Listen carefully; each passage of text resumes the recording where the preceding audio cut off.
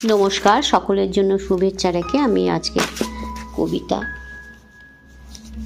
বিকর্ণ কলমে আর্যতীর্থ শুরু করছি। এখনও প্রাসঙ্গিক একটি কবিতা, চাই কি এই প্রাসঙ্গিকতা আর না থাক, সবাই মিলে নতুন ভোরে, নতুন আলোয়, নতুন আশায় বাঁচতে চাই। ভালো থাকুক সবাই। কবিতা বিকর্ণ কলমে, কবি আর্যতীর্থ। যাজ্ঞসেনের খুলছে শাড়ি, টানছে ধরে দুঃশাসন, দায় ছিল যার গর্জে ওঠার, নিচু মাথায় সে 5 জন।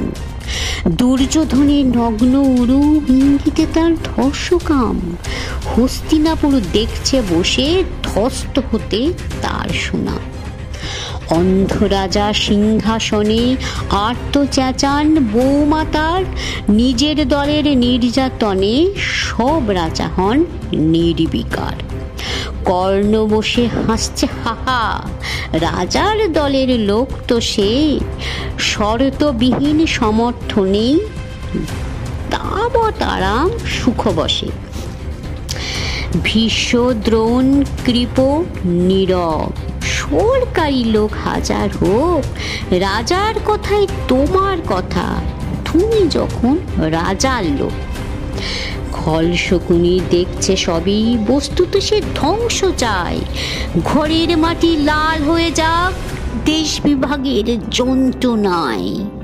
সুশীল সবাই ঘটছে যখন রাজ অপরাধ জঘন্য, ঠিক তখনই তার বিরোধে চেঁচিয়ে ওঠেন বিকর্ণ। বিকর্ণ নন কেউ কেটা লোক, 100 ভাইয়ের একজনা, তেমন করে এর আগে কেউ তার কথাটাই জানত না। যৌতুক গৃহে কারেনি রা, অন্তত তার নেই লেখা, ভীমকে যখন বিষ খাওয়ালো তখনও তার নেই দেখা। কিন্তু যখন প্রকাশ্যতেই কাটছে নারীর আব্রু কেউ, স্তব্ধ জীবের চুপ সাগরে বিকর্ণ হন একলা ঢেউ। চেঁচিয়ে ওঠেন রাজার কুমার, যুবরাজের বিরুদ্ধেই, মহাবলী পাণ্ডবেরও তখন গলায় শেষুরনি।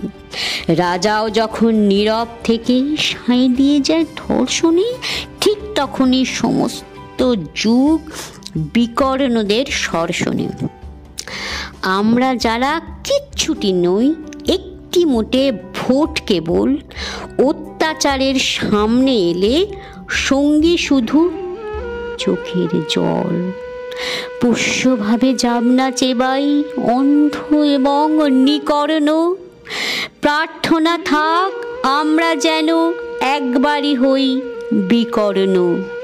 মরার আগে হতেই হবে রাজার সভায় বিকর্ণ, প্রার্থনা থাক আমরা যেন একবারই হই বিকর্ণ, প্রার্থনা থাক আমরা যেন একবারই হই বিকর্ণ।